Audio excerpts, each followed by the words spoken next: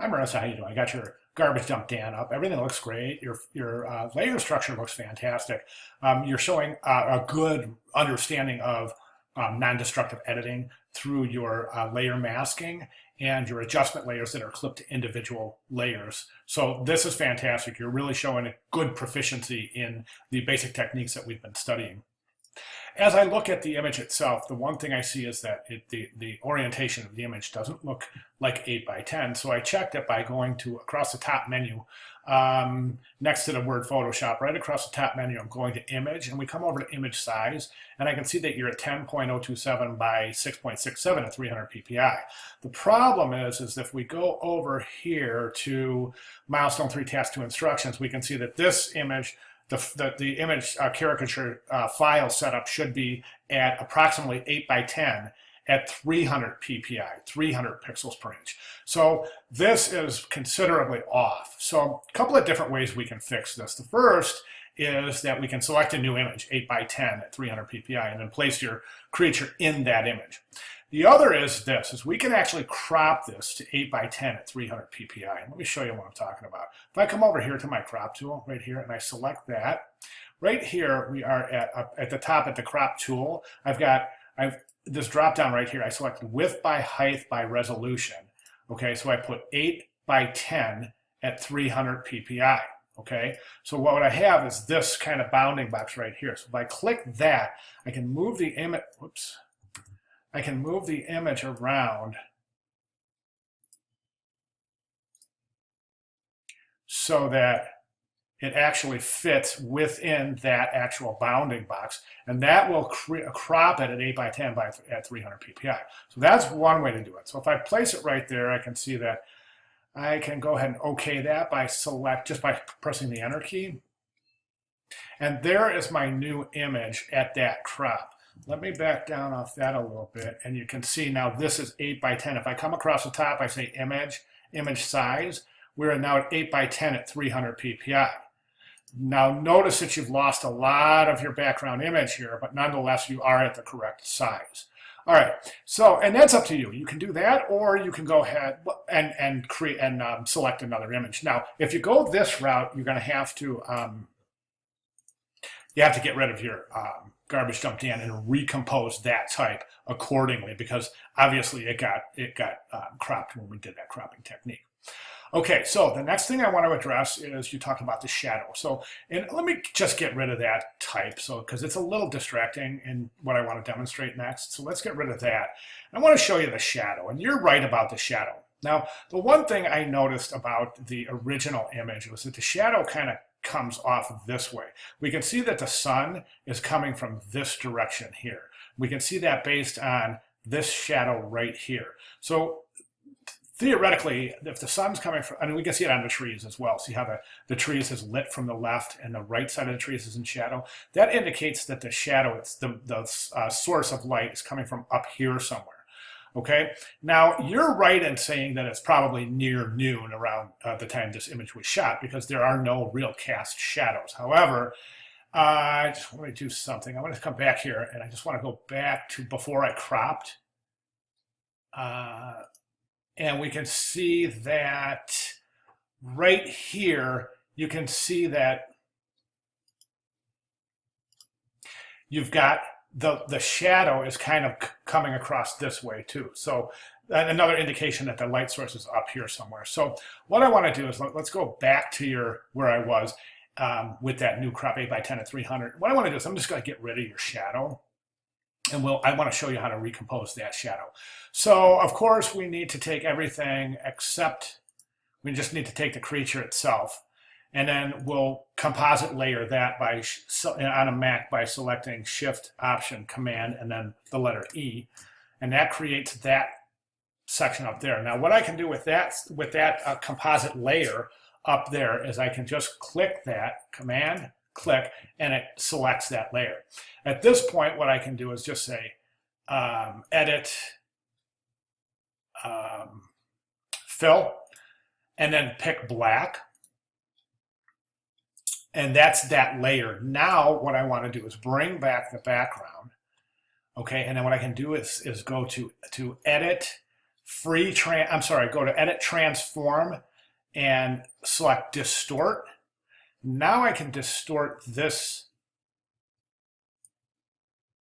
shadow so that it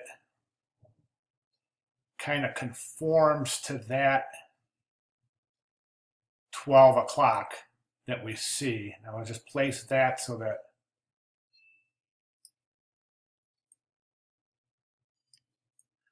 the cigarette butt falls under. Okay, and so that the leg. So I don't want to spend too much time on this, but I definitely want to show you how this is done.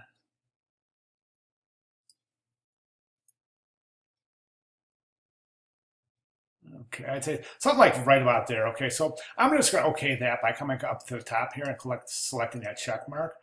Okay, and then I'll deselect that by selecting Command D.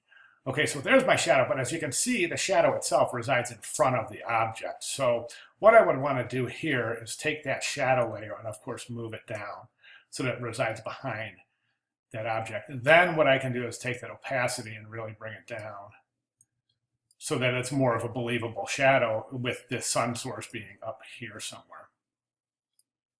A little darker, I think, something like that. Okay, all right, that would take care of the shadow. The other thing I want to show you is I think that the background image is a little too dark. So, of course, we can unlock that background image, come down here, create a new adjustment layer. I'll just select levels because it's the easiest to demonstrate.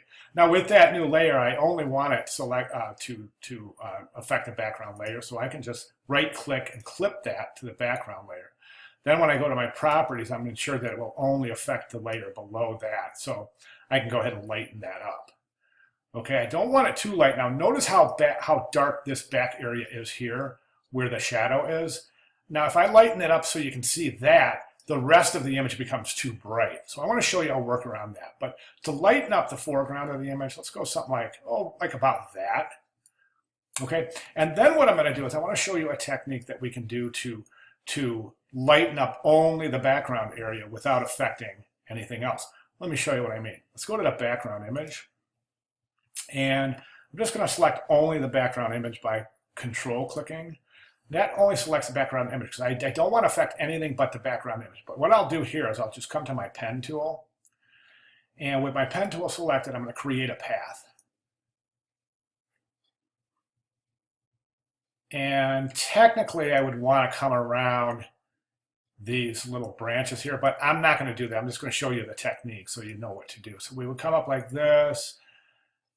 Okay, and there's our path. So I would go to my paths palette, come to Window, select Paths. Okay, there's that path. So if I click on that path, I can get a selection.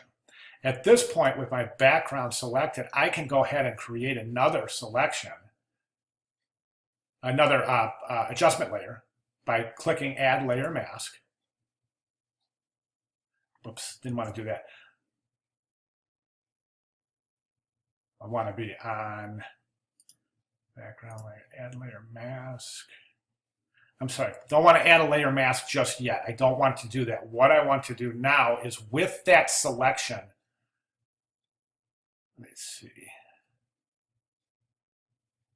Oh, I'm sorry, I was adding a layer mask. I didn't want to do that. I wanted to add an adjustment layer. Sorry about that, it was confusing. So with that selected, I just want to say create new adjustment layer. I'm going to select levels.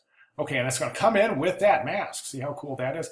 Now I can just go to my properties and I can affect only the background. So you see how we can bring that background in really nicely. Now, as if you notice, this is what I was talking about before about selecting that tree, is that you can see that how dark that is. I didn't select those branches. So what you would want to do is come in and select those branches with your pen tool. Now, I don't think those branches work, and I'm going to tell you. Let me just bring back your layers. And one of the things I think is the problem with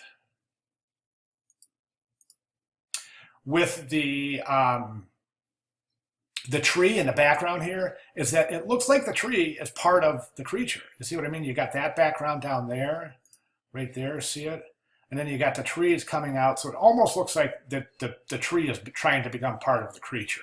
So I think that's a little bit confusing there. The only other thing I want to mention before I wrap this up is that this arm right here, I think you could use something different for your arms. I don't think the arms really look like arms. Like that is really, really difficult to see. And then the garbage bag, I guess it could look like an arm, but maybe try to think of something else you can place with those arms. But those are some really cool techniques, I think, that will really help you to deep dive into the file itself and really do some fine tuning within that file. So as I said, I did these kind of quick, so just to show you an example of some of the things that you can do with your file. So I hope that makes sense. If you have any questions, comments, or anything else, please don't hesitate to let me know. But try some of these techniques before you turn in your final submission. I'd like to just maybe coach you through this, make sure you're getting them right, and then we'll take a look at them for the final submission. All right, good job. Thank you.